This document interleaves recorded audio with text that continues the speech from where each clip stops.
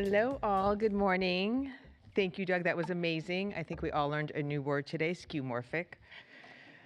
I think after his panel and my panel, I think at the end of the day, we're going to hand out a quiz so you could remember everything and go through it. I think everything's going to be available on the website afterwards, including even some of the slides that, from even our discussion. But I will make sure that that's made available. So anyway, my name is Holly Leff-Pressman, and I am excited to kick off the main stage programming this morning. I'll be moderating today's legal panel, our third together in AI and the law.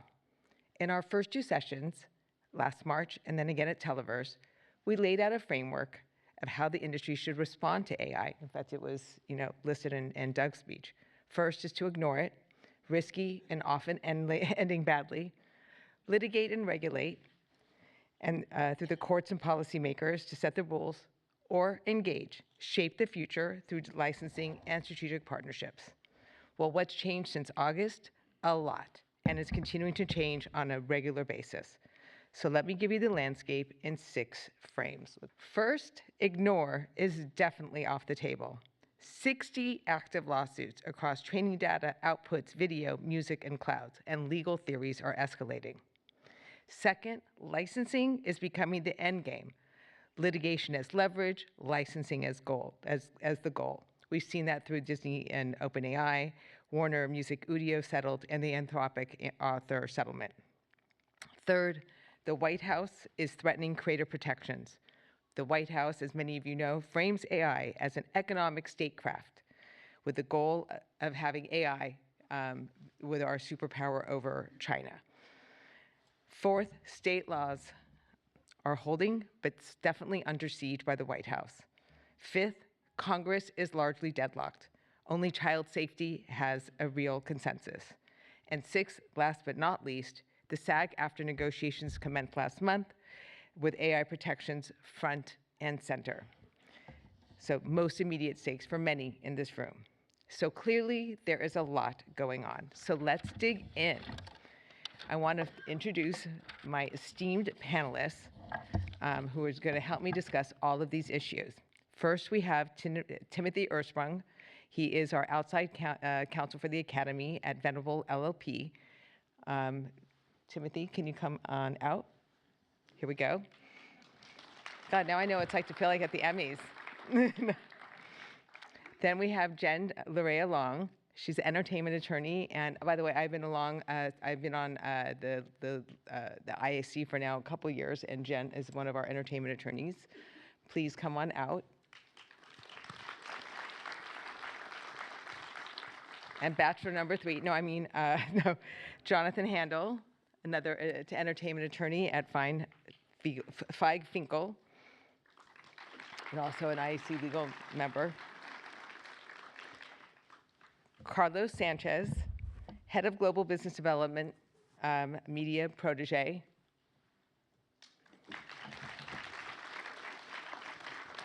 And then really, certainly last but not least, Peter Chatty. He's Chairman of Creative Media. He is a legal expert and deal maker, and we're very excited to have him join today's panel.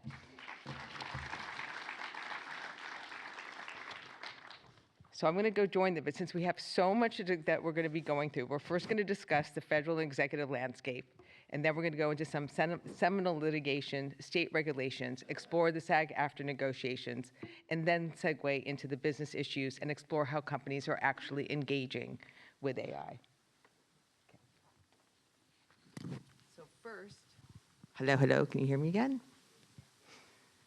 Tim brings a policy advisor's perspective on the federal and executive dimensions, what Washington is actually doing and what it means for the industry strategically. Tim, the December 11th executive order is the most aggressive federal action yet, an AI litigation task force to challenge state AI laws. Can you walk us through what's going on there?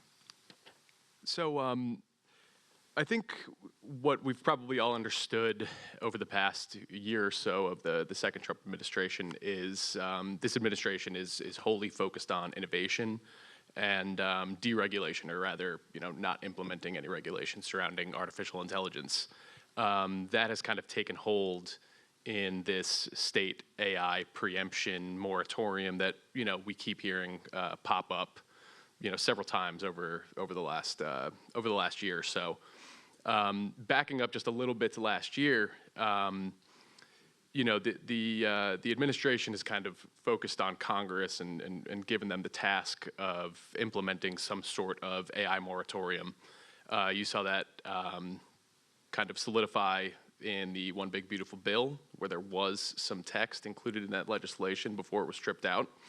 Then again, later on in the year, when I just want to interject here and sort of note this is for Christina Lee Storm and the Academy and the involvement in getting, they wanted a moratorium in the Big Beautiful Bill that would, basically prohibit state laws, really regulate for a 10-year period, which for AI is like, it's astronomically long.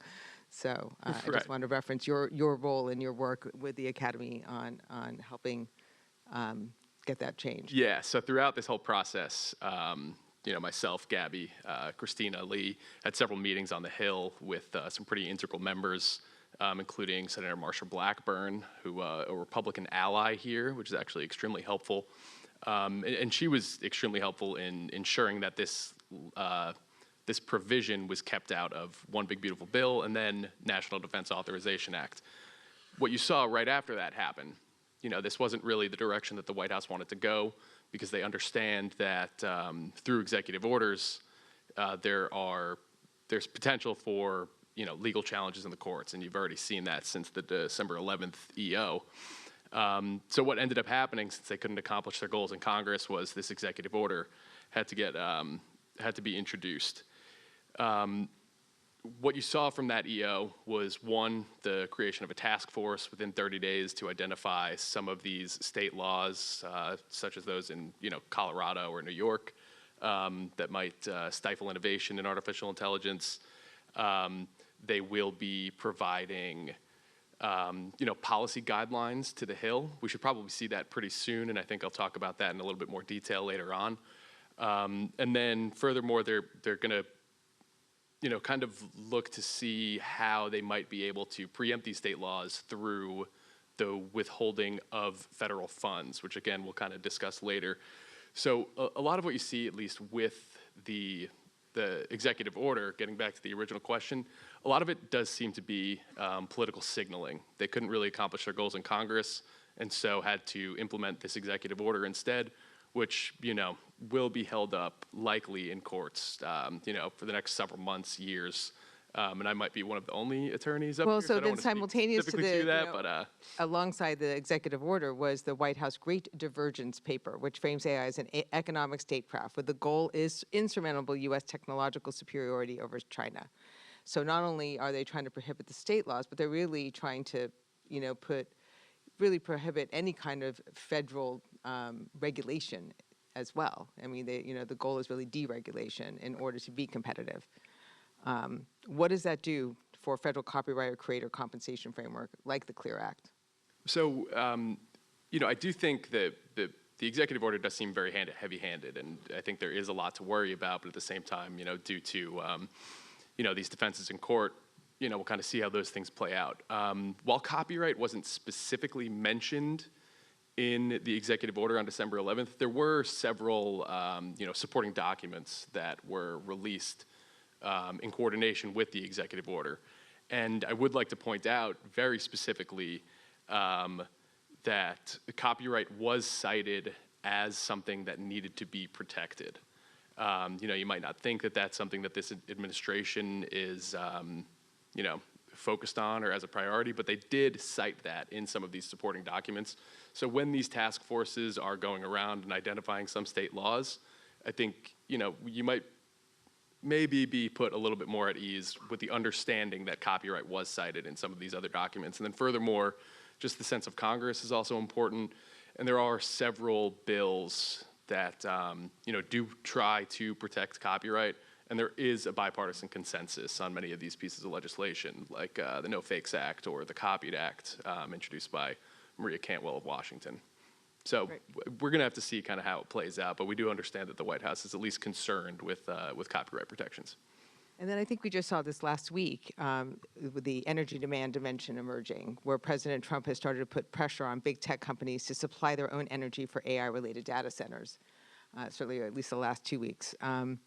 How does this priority have any unexpected implications for IP and copyright policy? And where I'm really going is that when they're putting the pressure on these companies to spend extra money on X, does that mean they're going to go feel free to go scrape the internet for content? So I do think that's a concern. Feel free to chime in, Peter.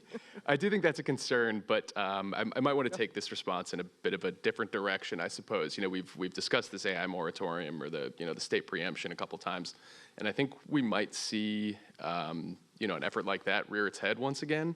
And one of the main reasons is because of the White House's kind of obsession with affordability these days. So we've actually learned recently that David Sachs, who is kind of the AI crypto czar, is Also well known for the All In podcast, if anyone. yeah. He actually, I understand this, just through some of my conversations on the Hill and with my colleagues that Sachs has actually approached some committee chairs in the House of Representatives. Hasn't really focused on the Senate side right now, but in part because of the executive order from December, he is now starting to message some of the White House's priorities for some sort of, a comprehensive artificial intelligence bill later on this year. We might see something like that kind of pop up before the midterms because this is kind of a messaging push for them. But one of the things that's going to be a main driver of that is kind of this data center energy demand and trying to figure out how to make it more affordable for constituents. Other things that might be included there, I mentioned the No Fakes Act before. That is a huge priority for Senator Marsha Blackburn of Tennessee. She's running for governor, and so she's really trying to push to get that bill introduced there. And then speaking on this preemption piece, Representative Jay Obernolte, who kind of headed up the task force in last Congress, he is working on preemption language, and there is a possibility that that would be included in this bill too. Now, that does sound a little bit scary to those of you in the room, but I would just like to really stress how one little time there is before the end of the year. They're going to have summer recess soon, midterm elections. Two, the margins have never been slimmer, have never been slimmer. You've seen some of the midterms in Texas. A couple of Republicans lost their races, and it's very unlikely that they're going to be going to D.C. to take tough votes throughout the rest of the year. And then, kind of just the last piece is it's going to be virtually impossible if this bill were to pass the House to get any Democratic support. So we'll see this preemption piece rear its head again, but well, we also know that the Democrats are also putting together a framework on that. Do you have any insight onto what they're looking to do and how it? A framework on what exactly? For putting safeguards on AI, because I know that I think Ted Lieu was yeah, so I kind of mentioned the task force that was put together last Congress. That was a bipartisan task force between Representative Jay Obernolte and Ted Lieu, two Californians who you might be familiar with. And they did work in a bipartisan fashion. But I think, that task force took hold underneath the previous administration. And we sort of have different dynamics now. So actually just recently, kind of specifically to your question, Democrats in Congress, becoming increasingly frustrated with not working across the aisle, have actually set up their own AI commission. They've set up their own AI commission headed up by Leader Jeffries, and there are several other members, Representative Lofgren, Fushi, who are now Representative Gottheimer of New Jersey, who are now looking to, put together some bills, not only one to combat against this preemption language, but see where they might want to go forward. It's very likely that, the House will flip in November, and I have had conversations with some of these Democrats on this commission, and they are hopeful that they'll be able to work in a bipartisan fashion again going forward. See how that after November. Peter, you have you wanted to add to some of this? Peter's like a well-renowned expert in this space. Is this on? Okay. I had nothing other than kind of flippant comments, really. About This is Saturday morning. Yeah. Here, I'm Happens trying to be the serious Academy here. stays in the when academy. we talk about the administration and having a strategy and all that, sorry, but so I chuckle at that because, but in all seriousness, we all know that the forces that are shaping the AI transformation right now are being led by the AI developers. And they're the ones, because of the resources that they have, are in the ear of those who hold power. And we all know this. And David so, Sachs. what's going to happen? We know that when we talk about copyright protection, that is not, and we have the fair use fights, and I don't want to preempt the conversation that we're going to have about that. But when we have the fair use fights that are happening, we know that the tech companies don't want to have those fair use fights. They want to have that stripped away so that they can go forth and conquer in the name of national security or whatever they call it. So that's just my flippant perspective. All good. We love that. Thank you. Okay, well, it's a good segue to let's move from Washington to the courtroom because, not all, court judges are created equal. So where maybe there's some less influence that maybe some of these tech guys can yield. So where the docket is growing, but the volume is really not the story. The cases are splitting along two distinct legal battles, and you referenced it already. What goes into the model, input, and that's really that fair use. And then what comes out of it, which is, the output and the copyright. In fact, I'm going to, ask Jen and Jonathan to talk a little bit about Bartz versus Anthropic. But as you reference it, one of the insightful things, not only did it have a limited ruling, there's very little precedent on this. That's the exciting part of this, and that's why we get to come back all the time. But because it's growing and being really set. But the Sachs and the president in his White House speech basically mirrored what the judge said in that ruling. So with that, I'm going to ask Jen, Jonathan to kind of give us a little. It was the most seminal ruling of last year. Hello, everybody. And full disclosure, I do this every time. The views expressed herein are my own and not of anybody that I work with or work for. And also, this is not to be construed as legal advice or in forming an attorney-client relationship. So I'm saying that's for all my colleagues. Thank you for Come on now, that it's Saturday legal morning. disclaimer. I second that. Last time I said it, we were in director's chairs and I fell off the chair. So let's talk about Bartz versus Anthropic. I don't know about the rest of you, but I feel like I have whiplash because I have like AI alerts on my phone. I had to turn them off. Everybody's talking about AI. Anthropic this was June of last year. It's not even a year later, and we have so many lawsuits to talk about today, but I know we don't have time for it all. But I think the important thing about Bartz versus Anthropic is to realize that it was settled. So this was settled on summary judgment. Some of these rulings are not going to be precedential. Other courts will fight against it. But essentially, they were talking about what fair use is. And they kind of, the Judge Alsop in the case bifurcated it into what was fed into the LLM. So there were pirated books, and then there were books that they actually purchased and scanned. So instead of focusing on fair use, he kind of skirted around it and gave an opening for the authors, in the case, the plaintiffs, to have some leverage to sue and get money and settle for the use of their copyrighted works in the LLM, only if they were accessed via a pirated site. So the focus there was, instead of it being fair use to actually upload into the LLM, it was, well, you can do that because you're mirroring what a human brain would do. But if you're stealing it from a pirated website, all these books, then that's copyright infringement, which is actionable by $3,000 per book is what they settle for. Exactly. Can I just add a little Yes, of course. color on that? Yeah. So from a business standpoint, what that represents is that there was a reason why that settlement was as massive as it was, $1.5 billion. And that's because the court, even though the court came out largely in favor on in procedures in terms of whether there was fair use or not fair use.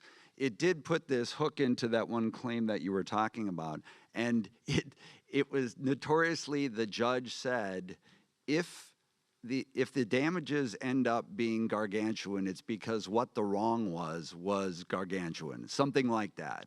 And so this was then on appeal, and during, while it was early on in appeal, Anthropic saw that this could be existential, like it could be a massive damage award against it if it lost. And so that's a huge gamble from a business standpoint to take. So that's what led to $1.5 billion. And I think that was like was it 3,000 per book? I think that's Yeah, what they it's, were saying. It was like it's 3,000 per book. Yeah.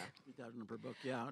But, so I'm actually going to ask, because it's a good, now we're talking about the fair use side. And again, all of the fair use is really the input. And much of the early legal cases really did involve, what goes in. I want to shift over a little bit to the Cadre Meta, which was another seminal suit that was basically, decided around the same time. Peter, can you give us a little detail on that? Yeah, it was a similar sort of thing because it was book authors who had sued for the same kind of thing, where all this content was sucked into the vortex of the AI training machine without any consent or compensation, and so it was a lawsuit for copyright infringement. And so it went to, again, a procedural thing called summary judgment, and which is essentially there can be a final decision prior to trial. So it went to summary judgment, and there were a number of different arguments that the lawyers actually discussed, many different theories about it. But ultimately, the Meta actually won the summary judgment motion, so the case was not kicked out for copyright infringement.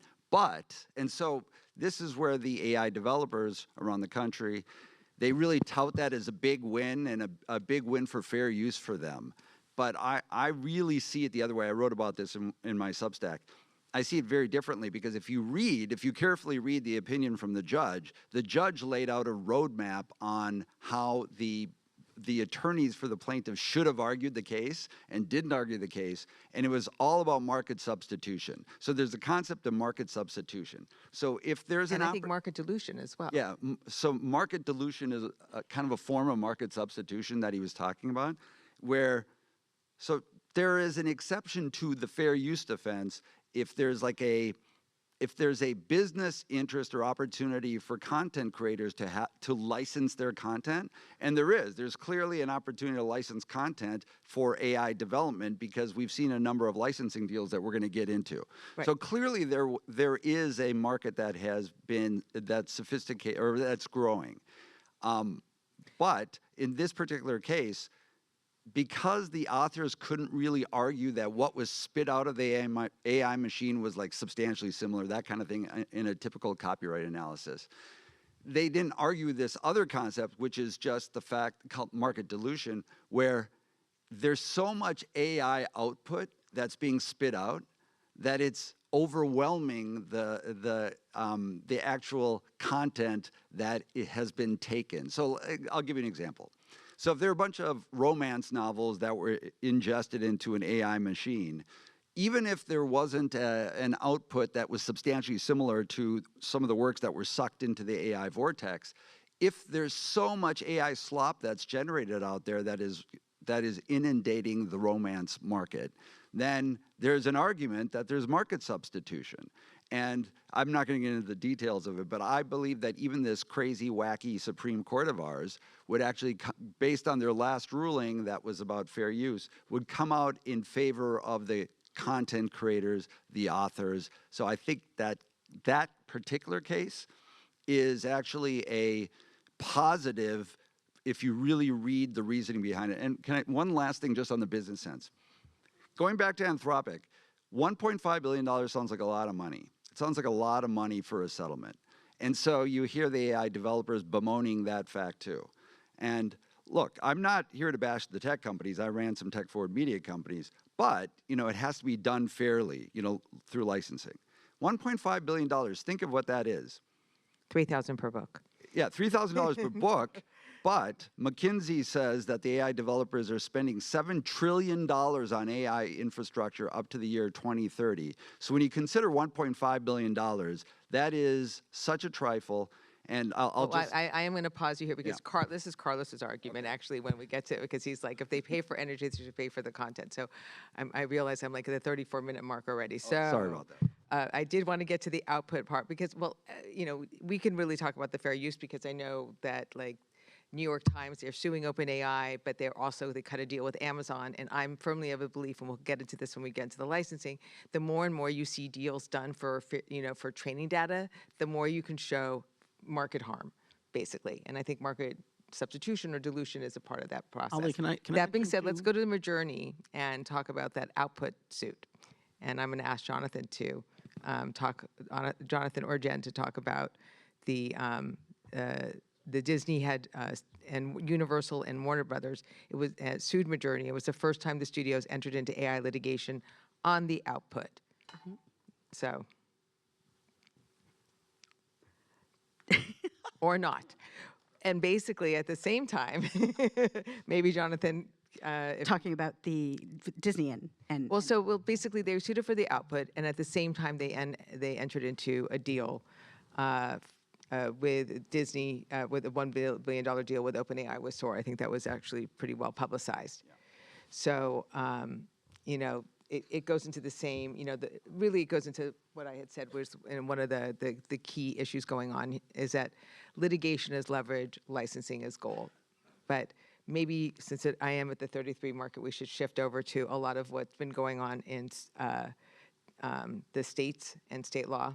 And I have asked Jen to talk a little bit about that. California passed 18, I think there was actually more that was on the docket, but 18 AI-related bills in September 2025. We also passed a couple that took effect in January. Can you tell us a little bit about AB 2013-2602, AB 1836, and again,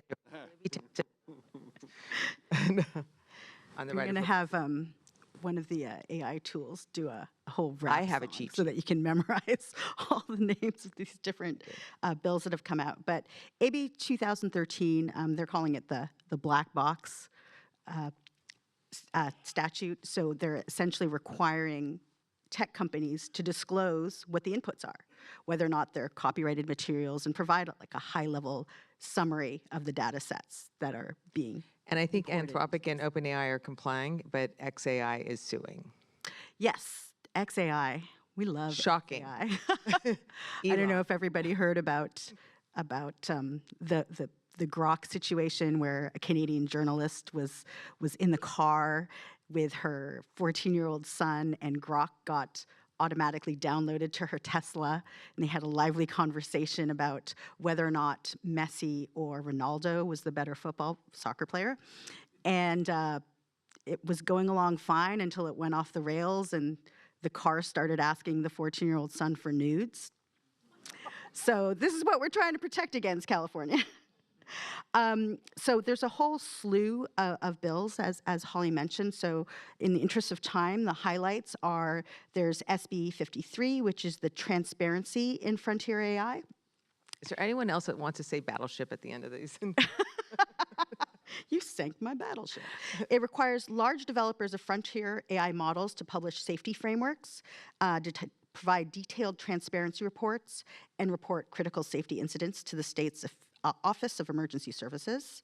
There's the deepfake and election protections like AB 2655 and AB 2355, child safety and chatbots, or the Lead for Kids Act. I don't know if it's lead or led, SB 243 that establishes strict risk tiering for AI products used by minors, prohibiting features that promote self-harm, disordered eating, or violence, and requiring explicit disclosures when interacting with companion chatbots, which is interesting because my daughter uses all the chatbots, and she was asking, because she was feeling a little bit of a tickle in her throat, how to get rid of congestion, and it shut down immediately. It would not let her proceed. They said, this is an unsafe topic. We cannot talk about this. employment and automated decision systems, and then data rights like AB 566, AB 1043, clarifying that AI-generated profiles and predictions about individuals are protected personal information, which grants consumers under the various privacy and data protection legislations that already exist the right to access, correct, or delete that data. And the most recent one was a labeling. I think you said that. AB, oh my gosh. So Jonathan did this incredible Beverly Hills bar. It was like he could, for an entire hour, I think, maybe it was even longer. But we're going to shift a little bit over to, the SAG after Labor Guild negotiations, because he did speak for a whole hour. I unfortunately can't allow that today, but you need to maybe find it, and we could send it out to everyone. But he is incredibly knowledgeable on what's been going on in that space. And, just to kind of level set, if you can just even talk about where we are today and where you think we're going to be at the end of these negotiations. Sure. So we're in negotiations with 3 guilds. SAG-AFTRA right now, the Writers Guild starting shortly, then the DGA. Where we were as of 3 years ago was that SAG-AFTRA in particular got nothing on training data, and none of the guilds got any restrictions on the use of their either past work or forthcoming work of their members as training data. SAG-AFTRA did get consent and compensation for the use of digital replicas. So digital replicas are obviously a replica of someone's appearance or of someone's voice. So this covers voice actors and including animation voice actors as well. And on synthetic performers, synthetic avatars, which are completely synthetic, don't resemble or aren't intended to resemble any particular person, SAG-AFTRA got a fairly toothless provision requiring good faith bargaining with the guild if a studio is going to use such an actor. This is the Tilly Norwood kind of situation. Now, the room right now is very closed, the negotiating room. There have not been a lot of leaks, but what we can do is look at what SAG-AFTRA got last year, because unlike the other 2 guilds, SAG-AFTRA has a lot of contracts, not just the TV theatrical contract that we pay the most attention to, and their commercials contract within the last year and their verticals or microdramas contract, which they wrote themselves. They didn't negotiate that one. They promulgated it. Both give sort of a bit of information for us, and I'll refer to my notes. The commercials contract says that you can't use a synthetic performer primarily or materially for reasons of economics. So in other words, to save money by not hiring an actor. If you do use a synthetic performer for reasons that are permitted, you have to pay 1.5 times the scale session fees. So it actually costs you more, you being the producer or the studio, costs the studio more than if they were using a human. And they have to pay pension and health on top of that. And the session fee goes to the pension and health plan as well, because there's no particular actor who's being replaced. There's a synthetic performer. In addition, if prompts are based on a real person, there has to be consent and bargaining. So if you prompt the AI to generate a commercial for you and you want someone who looks like Tom Cruise, you got to bargain with Tom Cruise. If you want, to look like someone who is a character actor whose name, will occur to some of you, not to me, again, you've got to bargain with that character actor. So it's not just the A-listers by any means. Now, in the verticals agreement, which is because SAG did not bargain with any producers, but just wrote this agreement themselves and said, here it is, if you want to do a union verticals project, this is the agreement that you have to sign, or at least we'll discuss. Synthetic performers cannot be used in place of a performer who would have been engaged otherwise without first bargaining and getting the consent of the union. Digital replicas have to be deleted within 90 days. And training data, no audio or video content shall be used by producer or caused to be used for machine learning, including model creation. An absolute prohibition on training data. Now, what is the union likely to get in the negotiations now with the studios. The training data provision is very difficult because, as you've seen from the discussions among my colleagues, the background law is very unsettled. So if a third party potentially can use copyrighted material or material that, you know, that are performances of particular people as training data, then the studios don't want to say, well, we're not going to put ourselves in a worse position than some rando. You know, this is our, to begin with, we own the copyright of this content. So it's very hard to know exactly how far SAG-AFTRA is going to get in negotiation with the studios. I don't think there's going to be a strike, the question that a lot of people ask me. Let's talk about the Writers Guild. I doubt they're going to strike either, but if anyone strikes, it would be the Writers Guild. They have just released their so-called pattern of demands, which is a very skeletal outline of what they're looking for in this negotiation. And enhanced AI protections is one of the many items that they listed. I think the Writers Guild will probably try to get something on training data, because if you think about it, training, you know, you write a script, you come up with an idea, you write a spec script, let's say, and you put your blood, sweat, and tears in it, and then it gets used to train an AI to do something similar to put you out of business, but it's not a copyright infringement. So therefore, you know, you're out of luck the next time around. There are fewer and fewer jobs because a creative exec with an AI is generating scripts. That's the vision that the Writers Guild has, the nightmare vision the Writers Guild has. And so I think that they will push on training data. Now, what about the Directors Guild? I'm going to cut you off in 60 Let me seconds. just very quickly say, what about the Directors Guild? The Directors Guild, if you think about it, if you think about a movie being created entirely with AI, there's still a director. Who is the person who prompts the AI and says, I want a scene that looks like this, I want characters that look like this, I want a story that goes like this. There's still a director. So the Directors Guild, what they got 3 years ago is a director has to be a human. But that doesn't mean necessarily the director can't use AI. And you see a split among creatives as, on the one hand, I'll never effing use AI, and on the other hand, look how I can leverage it. I mean, I think we saw that in Doug's presentation. I mean, that we was saw exactly examples of what he that, was saying. yeah. It democratizes it, and the creator becomes, you know, much easier, you know, to create. Right. I mean, you use the word creator, but that creator, in fact, is performing a director function. That's exactly right. So this is a perfect transition over to, you know, which I really wanted to spend more time on, which is the engage piece, and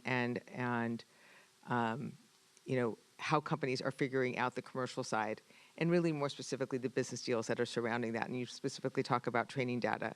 So I'm going to actually ask Carlos, who's doing a lot of work with training data, to talk us through what he's doing at Protégé and the impact that it could have on just that, training data. Thank you. So I work at Protégé.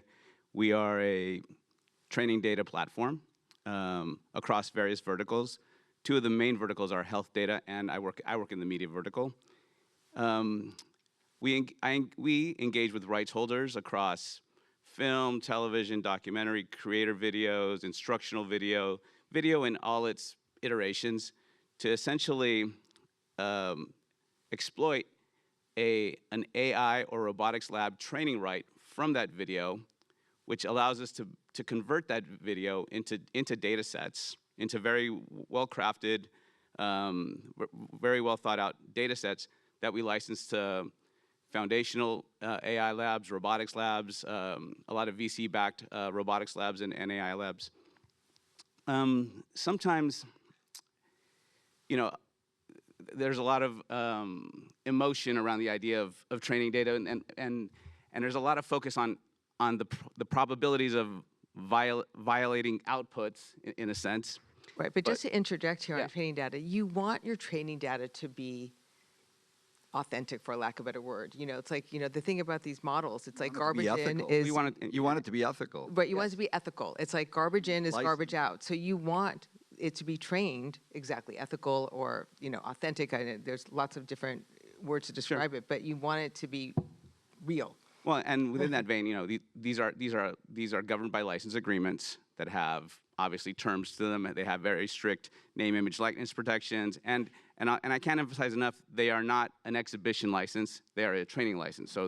So when we license it out, we are not authorizing whether it's the AI lab or the robotics lab to actually create any sort of outputs based on the training data. It's strictly for training.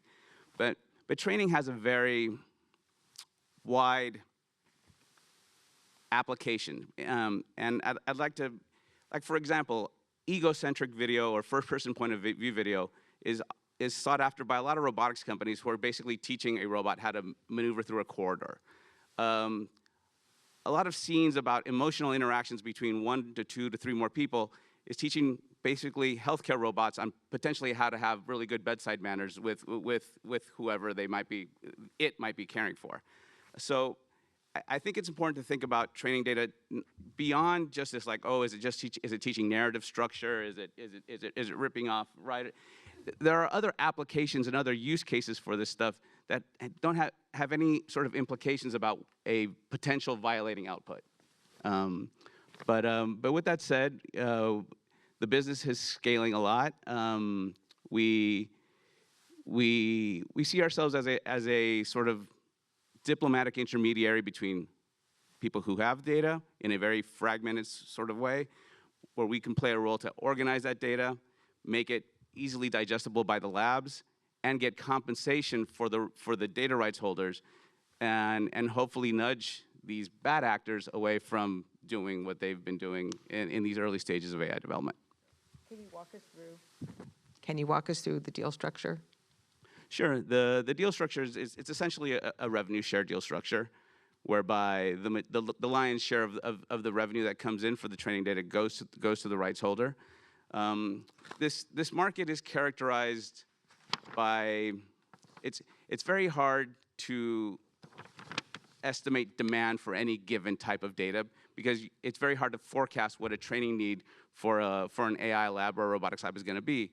One of the things that differentiates us from others in this space is that we actually do have a very robust team that we call Data Lab on our team that's comprised of ML researchers, data scientists, because we're trying to take a more proactive approach to the market as opposed to a reactive approach. And the market has been somewhat characterized by a reactive approach, because the training need comes in and we scurry to actually fit the training need. But now we're getting to a point where we can start thinking about maybe predicting what the need might be, and then more proactively go out and license the data sets proactively, and in essence, create more market opportunity for our data rights holder partners. And what you're licensing is lots of different kinds of data. The media, the media data, for lack of a better word, it cuts across video, audio, motion capture.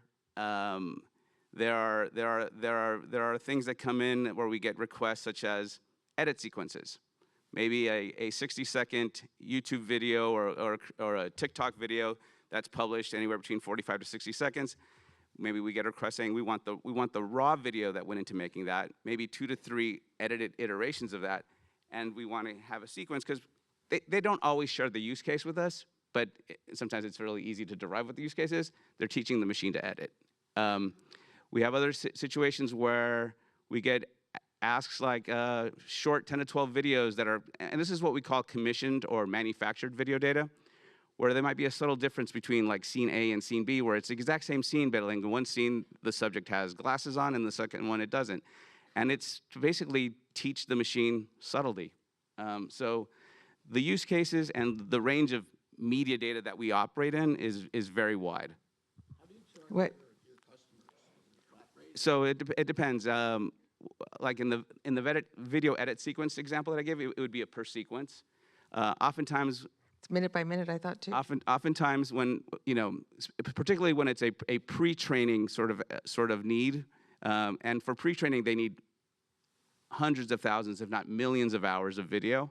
It's on a per hour or per minute basis that we tend to charge. So this is a good segue into Peter, because Peter and I talked a little bit before this panel about the deals that he's been doing and some of his philosophies surrounding that. In fact, you made in your February 17th Substack, the current standard deal, a one-time payment, which is a little different than what Carlos is talking about, is really short-term thinking and bad for IP owners. Can you give us a little bit more context around that and what you're recommending? Yeah. Let me start at kind of at a very high level, which is kind of along the lines of what you were saying earlier, which is we've seen this movie before in the latest several tech transformations where you start out with the new technology just taking the IP. So in the music world, we saw Napster come in and completely disrupt the market because it enabled mass piracy. Then you had major litigation came in, and then ultimately that led to licensing deals and an economic model that kind of settled on itself. Whether it's the right one or not, but it was something that came in. Then we had the YouTube revolution, and same thing, where there was mass infringement uploading videos onto YouTube. There was a massive lawsuit against YouTube after it was acquired by Google. That led to Content ID. Naturally, they were able to come up with some technology then to be able to track this stuff and pay. And then we have a payment model. Similar sorts of things here. So that's why the context really matters, where we have all the litigation that's happened, and the volume of that continuing, that steady drumbeat, has led to the fact that we're having settlement deals now in the music world. What we were talking about there, we have more and more traction with companies like Carlos's company, who are good guys because they are enabling this new marketplace. So as you were mentioning, up until now, there was a lot of the reactive, can we at least get paid, rather than just trampling over IP, can we be somewhat proactive by trying to engage in training deals? So what Carlos was talking about, which is interesting, but that's one and done. And, I don't know what your deals were like, but the deals that I saw when I was in there negotiating on behalf of media companies, there were some of the developers wanted perpetual deals, perpetual licenses. So you pay once and that's it. And the best deal. Well, that's because, just the nature of AI, it's not like you can get it back. There's there are a lot of people who there's several of us at Word but you Distribution could train executives. new models, right. though. I understand the logic behind, a rev share, but I'm just saying that it's not like I can license a film and it goes away and I can get it back and go into a different window. It's not. It's But you I can- think of it as you like can Little Shop train of an- Horrors. It but goes you- in and it's never coming out. But you can train a new model and not use the old model. But in any event, so that's where things went. Now what we're seeing, and all this pressure, we're seeing a new, what I do support and what I like, and I think this is the way the industry is going to end up settling on, where you have essentially an overall agreement of some kind where the economics are such that there's a usage-based model. So a usage-based model means that, and there are several companies that are doing this now, where you are able to actually track and give some attribution to what in the training data set has led to the actual generation of the content on the output side. So you do a prompt and outspits something from your prompt. Somehow these companies now who are able to create these usage-based models, they're going to be able to track, okay, there were, a certain number of pieces of content that led to the primary output here, or, they were the most significant contributors to it. So we're able to attribute that those were the ones that were key here, and then allocate a certain percentage based on the amount of contribution that each of them gave. That's a usage-based model, and then there'll be an ongoing payment, not a one-time payment, but there'll be an ongoing payment of a royalty that will be happening. Now, I think that's the only possible way because, let's face it, generative AI is here to stay, but we're seeing that there's licensing. All the big players are beginning to understand that there needs to be a licensing. So this is the model that can work for everybody on a going forward basis. Then it all comes down to what those numbers are. And that's what is happening in real time. And that's why all the industry pressure really matters, because the economic terms are going to be better the more pressure that comes to bear. And a good example of the traction and all of this leading this way is that even Microsoft, even Amazon are now setting up content marketplaces so that those content creators, and it could be, they're focused on text really primarily right now, but ultimately it's going to be all forms of content. You can choose to participate or not, in which case you'll be able to engage in this kind of a usage-based model. So and again, in our discussion, you highlighted pro rata AI as a potential tech solution. which is a platform enabling per-use payments to right holders. And when you were talking about it, it reminds me of an ASCAP BMI kind of model. Yeah, Can you walk us through that a little bit? Yeah, it's really what I was talking about. It's a usage-based model along those lines, which I think you're exactly right. It's kind of like Content ID-ish, but outside of the YouTube, like just the general system that way. And ProRata AI shares in any monetization 50-50 as well. But, you see what has happened in, just as some precedent, you saw that with Content ID, it was something like a 55-45% split where the content creator got 55% of the royalty for any revenues that are generated. When you look at the music industry and you have Spotify, about 70% goes to the overall, IP holders. And so there's some precedent there. I don't anticipate anything's going to be close to that sort of a split. But nonetheless, there is that. And if you don't mind, I want to mention one thing outside of just the licensing of IP, because this gets back to what Jonathan was talking about. There's another great opportunity that just comes to individuals who are I was just going to get to the persona. the persona. I was literally just about to ask you that. Yeah. You So beat me to it. when it comes to personas, so we're talking about copyrighted works, but when you're talking about like the Tom Cruise example that you were mentioning, No, we were talking in the back room actually earlier, like Yeah. about Matthew McConaughey, in fact. yeah, all right. Right, So exactly. sorry guys, but it's Saturday morning. I haven't had enough coffee. But so like Matthew McConaughey or Tom Cruise, whoever, there are a lot of followers out there, and right now they fall out of copyright protection because even if a studio licensed their catalog for training, that doesn't mean that Tom Cruise, who's in a movie that's in that one of the catalogs, actually agreed to be part of that training data set. So I think it would have a legitimate claim that there are rights that are outside of copyright. Not going to get into the details, but there's biometrics, there's name, image, like this, all kinds of stuff. One thing that I think is a great opportunity for those who have followers is the area of super fandom, where you now are able to have control over your persona.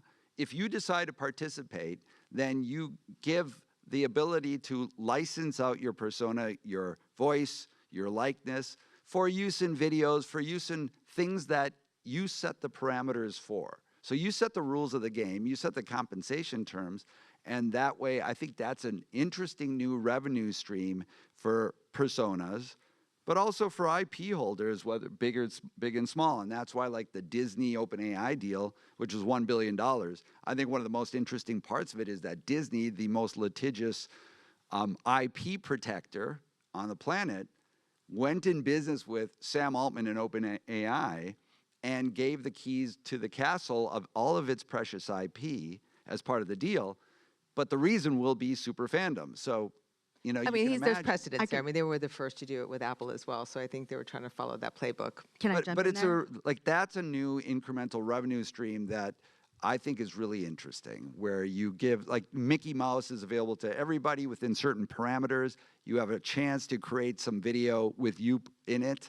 It's great marketing. It's great incremental revenue streams. I think that's an interesting idea. Holly, Okay. can I jump in? Yes. Well, I know. I'm going to do a lightning round now Okay. with this group.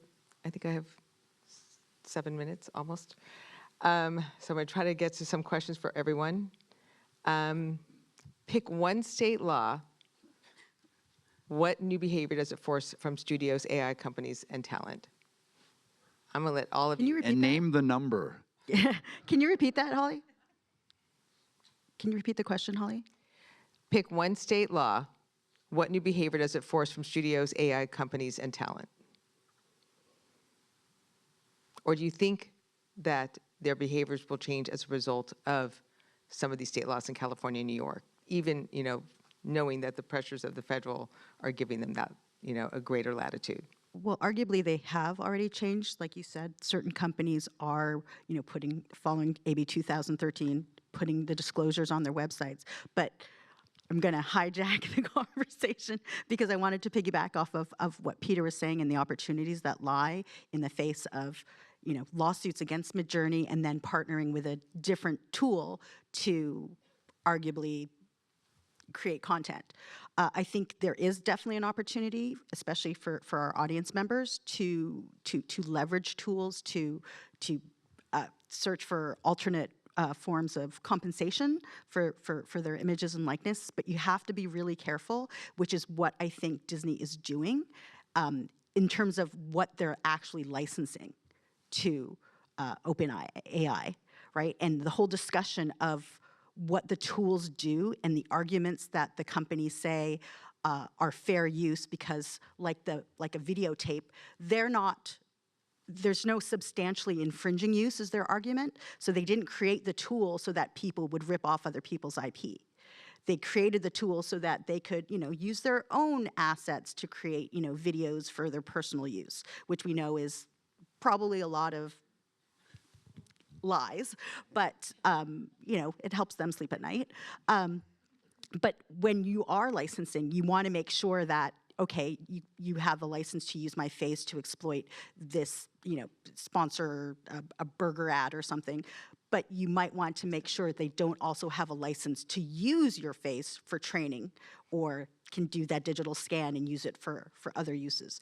So I think they haven't been very open about what the Disney OpenAI deal is, but they have been very careful to only license certain assets for exploitation and not allow those same assets to be used for training the model. Okay, I'm going to ask another question, and when I say lightning round, it means 30 seconds to answer. No. When we say licensing is the end game, what's the one clause a creator should insist on that changes the economics? Term limits, audit rights, per use revenue share, opt-outs, or output attribution? I'm going to give it to you, Well, 30 seconds. I'm always thinking about the economics, right? So that's what I would focus on. Jonathan. Okay, Carlos, I'm going down the line.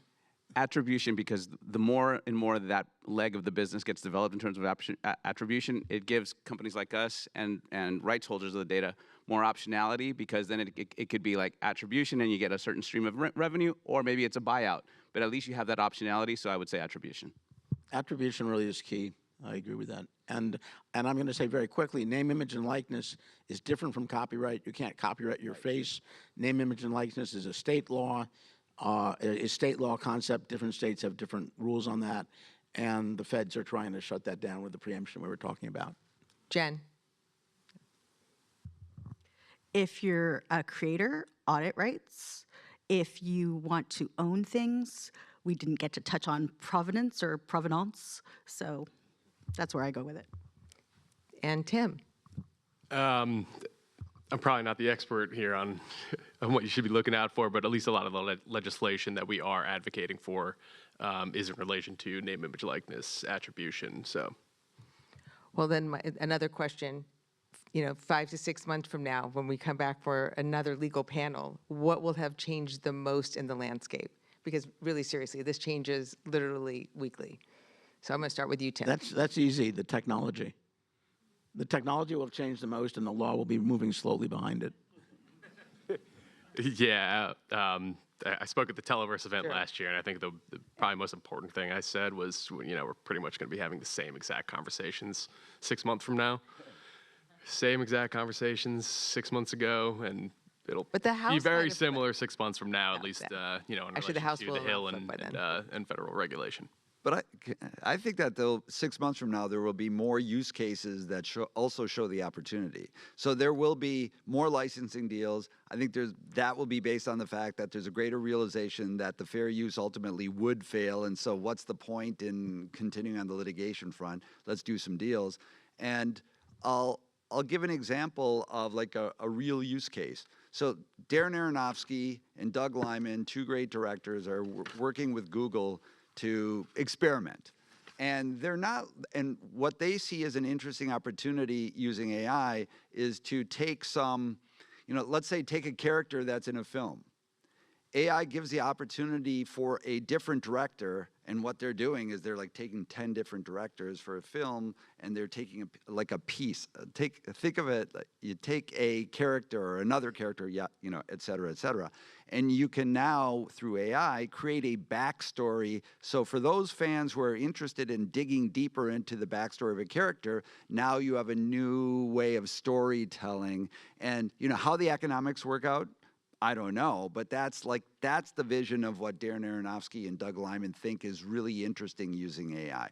We're going to start to see some authorized experiments that point a way for some positive results. One other I word, would think international.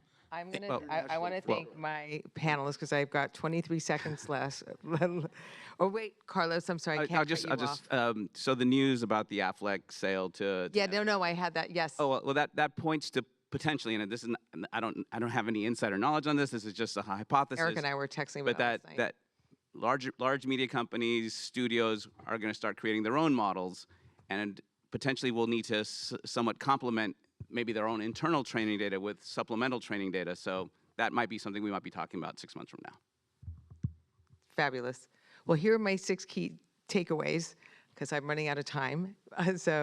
We did create sort of a panel, a presentation that's going to be available on the website after this that gives a little bit of a summary of some of the things that we discussed today, including the regulation and federal, the state, and some of the litigation.